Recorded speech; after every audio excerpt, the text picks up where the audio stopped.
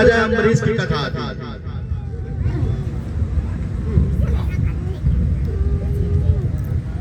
और राजा भी बड़ा ही धर्मात्मा था।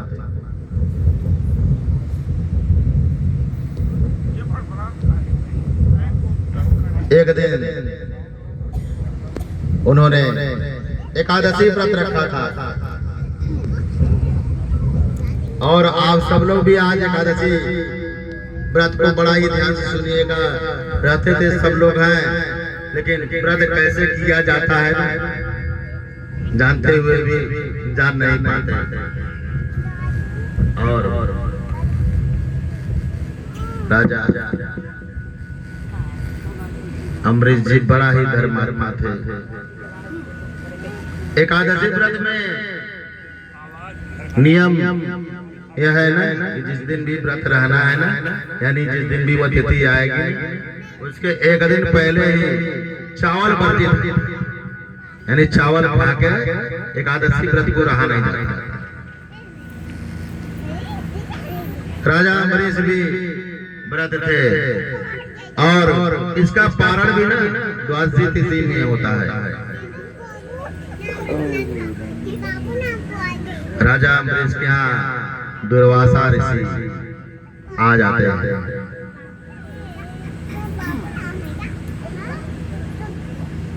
साधारण आमंत्रित हाथ जोड़ के राजा अम्बरीश दुर्वासा जी का स्वागत अभिनंदन वंदन करते हैं और निमंत्रण देते हैं। प्रभु आप हमारे ज्ञान आज द्वादशी तिथि है, भोजन करके जाइएगा। दुर्वासा जी मान जाते हैं। ठीक है, संध्या बंदन कर लेता हूँ तो आता हूँ मैं तुम्हारे यहाँ निमंत्रण स्वीकार करूंगा।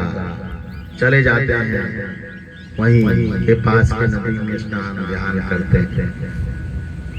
और इधर क्या होती है ना कि द्वादशी तिथि आ जाती है और जाने भी वाली होती है। राजा अम्बरीश जी चक्कर में पड़ जाते हैं। एकादशी का नाम द्वादशी तिथि न हो तो वह फिर एकादशी का कोई महत्व ही नहीं है। तत्काल अपने ब्राह्मण उपरोहित गुरुजन को बुलाते हैं और कहते हैं एक समस्या आ गई है, हमारे यहाँ दुर्वासा जी आए हुए हैं, मैंने उनको निमंत्रण दे रखा है, लेकिन वह चले गए हैं स्थान ध्यान और तपस्या करने और उनको आने में देरी हो रहा है। और मैं एकादशी व्रत हूँ, तिथि का मान भी रखना है, व्रत का भी मान रखना है, दुर्वासा जी का भी मान रखना है। क्या करें? सभी पुरोहित संतजन बताते हैं ना कि अगर मान रखना है ना तो आप जल भी ग्रहण कर लेंगे तो भी तिथि का मान हो जाता है। आपके एकादशी व्रत द्वादशी की तिथि को टूटेगी भी नहीं, आपका व्रत भी मान लिया जाएगा और दुर्वासा जी की भी बात पूरी हो जाएगी, क्योंकि आपने निमंत्रण दे दिया है। अम्बरीश जी वही करते हैं, जल ग्रहण पान करते हैं और दुर्वासा जी की प्रतीक्षा करने लगते हैं। जिंदगी सोचिएगा कहाँ थी कहाँ हो गई, वही होता है। जैसे ही ना अम्बरीश जी जल को ग्रहण करते हैं दुर्वासा जी को पता चल जाता है, आग बबूला हो जाते हैं कि इतना सामर्थ्य तुम्हारे, तुमने मुझको निमंत्रण दिया और जल को ग्रहण कर लिया, यानी निमंत्रण देने से पहले ही खा लिया।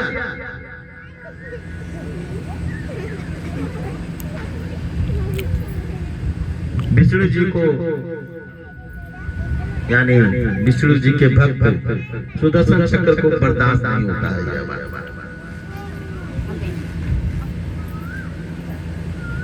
जिस तरह दुर्वासा से आग बबूला होते हैं ना, उस तरह से सुदर्शन चक्र भी एकदम आग बबूला हो जाता है और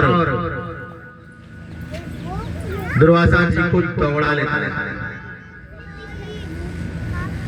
अब दुर्वासा जी चक्कर में पड़ जाते हैं कि यह क्या हो रहा है, यह चक्र मेरे ही तरफ क्यों आ रहा है। और चक्र की इतनी गर्मी थी ना कि अब दुर्वासा जी को भागना पड़ता है और भागते भागते चिल्लाते हैं त्राई मांग शरणागत, त्राई मांग शरणागत।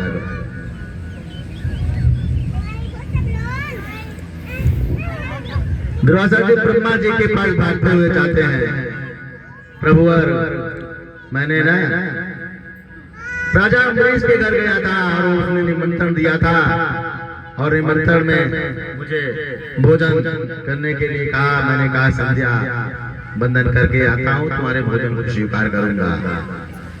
लेकिन उसने एक गलती किया और गलती में जल ग्रहण कर लिया। क्या साधु को निमंत्रण देके भी कोई पहले खा सकता है? लेकिन दुर्वासा जी यही भूल गए। उसने सिर्फ एकादशी की द्वितीया यानी द्वादशी की तिथि को बचाने के लिए किए थे, उन्होंने कुछ किया नहीं था। सिर्फ एकादशी का मान द्वादशी में रह जाए, दुर्वासा ऋषि का भी मान रह जाए और पुरोहित गुरुजन का भी मान रह जाए, जिसने निर्णय करके बताया कि अगर जल को भी ग्रहण कर लिया तो एकादशी तिथि को द्वादशी में मान हो जाता है। यानी और भी तुम काम कर सकते हो। लेकिन दुर्वासा जी तो दुर्वासा ही थे। अब सब लोगों ने भी सुन रखा है। ब्रह्मा जी मुझको इस चक्र से बचाइए कहा। ब्रह्मा जी ने इस चक्र से तो मैं भी नहीं बचा सकता तुमको। दुर्वासा जी और भी चक्कर में पड़ जाते हैं। अब क्या करोगे? वहां से भी भागना प्रारंभ कर देते हैं और इस अवधि में 4 महीने बीत जाता है। ब्रह्मा जी के पहुंचने के समय में 4 महीने बीत जाते हैं। वो चक्र दौड़ाता रहता है, दुर्वासा जी भागते रहते हैं। वह दुर्वासा ऋषि शिव जी के पास जाते हैं, शिव जी को भी कहानी बताते हैं। शिव जी भी हाथ खड़े हो जाते हैं, कहे मैं भी इस चक्र को ना रोक नहीं पाऊंगा। और इस बार में वह समय 8 महीने का हो जाता है। विचार करिएगा कि जीवन में ना अगर कोई भक्त प्रेम से व्रत रहता है ना तो व्रत का आशीर्वाद भी मिलता है। या आप लोगों के साथ भी ऐसा नहीं है कि घटना न घटित हुआ हो, जरूर किसी के न किसी के साथ घटना घटित हुआ है। अगर वो व्रत मनसा वाचा कर्मणा से होगा तो जरूर उस व्रत का सतप्रद जान लीजिएगा कि मैंने देखा है, मैंने लोगों से करवाया भी है, उसको आशीर्वाद मिलता है। हाथ जोड़ के दुर्वासा जी के पास शिव जी भी खड़े हो जाते हैं, कहते हैं यह चक्र की गति को ना मैं भी रोक नहीं पाऊंगा। दुर्वासा जी चक्कर में पड़ जाता है। ब्रह्मा के पास गए, हाथ जोड़ लिए, शिव जी के पास गए, हाथ जोड़ लिए। अब क्या करूं? एक ही क्षण बचता है, कौन? हमारे परम पिता परमात्मा विष्णु जी। भागकर उनके पास भी जाता है और इस गति में ना उनके पास भी 4 महीने लग जाता है। यानी जब 4 महीने का आप प्लस करेंगे ना तो 4 12 साल, 12 महीना और 1 साल उसको माना जाता है हम लोग की दृष्टि से। और विष्णु जी के पास पहुंच के हाथ जोड़ के त्राई माम करने लगता है। लेकिन विष्णु जी भी ना उस समय हाथ जोड़ लेते हैं, कहते मेरा भी ना भक्त जरूर है या सुदर्शन चक्र, लेकिन बात नहीं मानेगा। अब तो दुर्वासा जी चक्कर में पड़ जाते हैं। अब तो लगता है ना मेरा मुक्ति तय है, क्योंकि मैंने लगता है ना कुछ ज्यादा ही कर दिया। तब विष्णु जी युक्ति बताते हैं कि देख ना तेरा ना जहां से आया है ना वही से तेरा जीवन बच सकता है। और भागते भागते ना जैसे ही दुर्वासा जी सुनते हैं राजा अम्बरीश के पास पहुंच जाते हैं और इधर राजा अम्बरीश हाथ जोड़ के उसी क्षण के रूप में 1 साल तक इंतजार करते हैं। सोचिएगा एकादशी व्रत कितनी बड़ी है। दुर्वासा जी त्राहिमाम करते हुए अम्बरीश जी के पास पहुंच जाते हैं, हाथ जोड़ने की चेष्टा करते हैं। अम्बरीश जी खड़े हो जाते हैं, कहते हैं प्रभु मैं तो आपका इंतजार ही कर रहा था।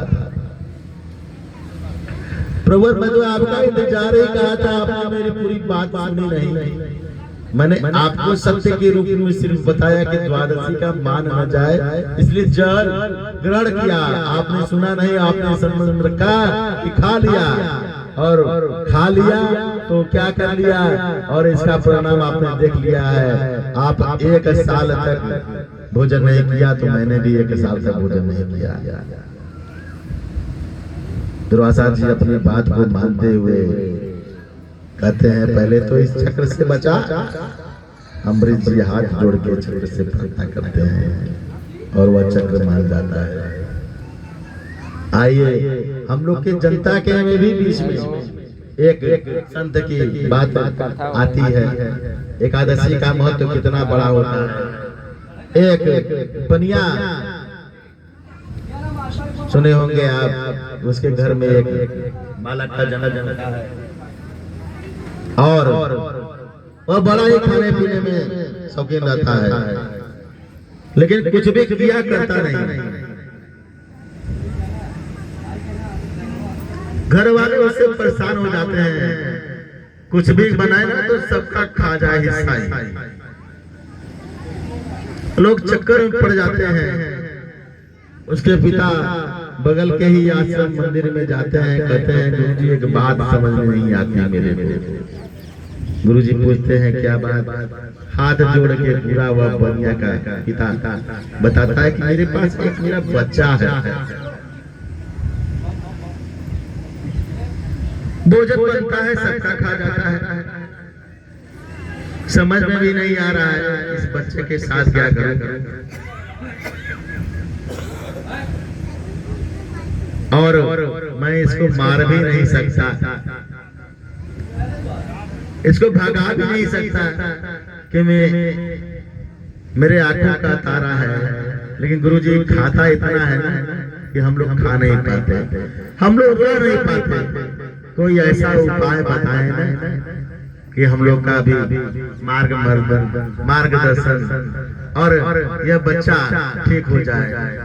गुरुजी उस बच्चे को देखते हैं ध्यान से, कहते हैं एक काम करना पड़ेगा।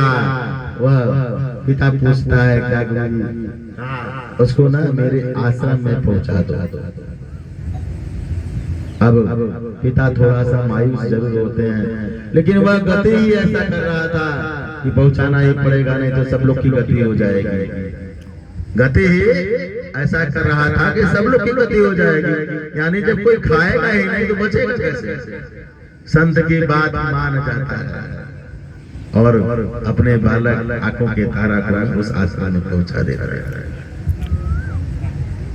संत जी भी देखते हैं कि सही 50 का भोजन अकेले ही कर लेता है, चक्कर में पड़ जाते हैं। अब काम भी कुछ नहीं करता, खाली खाता है सोता है, खाता है सोता है।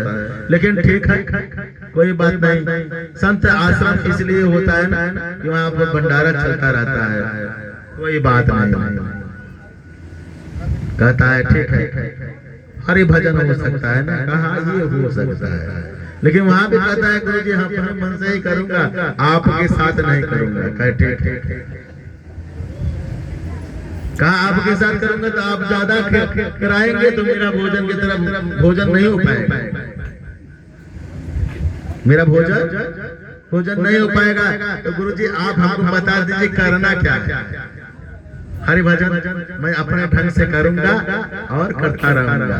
गुरुजी कहते हैं चलो कोई बात नहीं, किनारे पड़े रहो, भंडारा चल रहा है, कोई दिक्कत नहीं, खाते पीते रहना, जब मन करे तभी करना, जनरेटर चालू करो, जब मन करे तभी करना। जनरेटर चालू करा। उस पिता के घर से आश्रम में पहुंच जाता है, बड़ा ही खुश हो जाता है। जब चाहता है तब भंडारा चालू।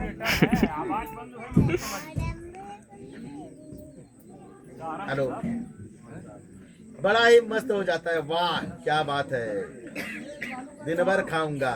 गुरुजी कहे हरि भजन करूंगा ना, खाता सोता हरि भजन नहीं करता।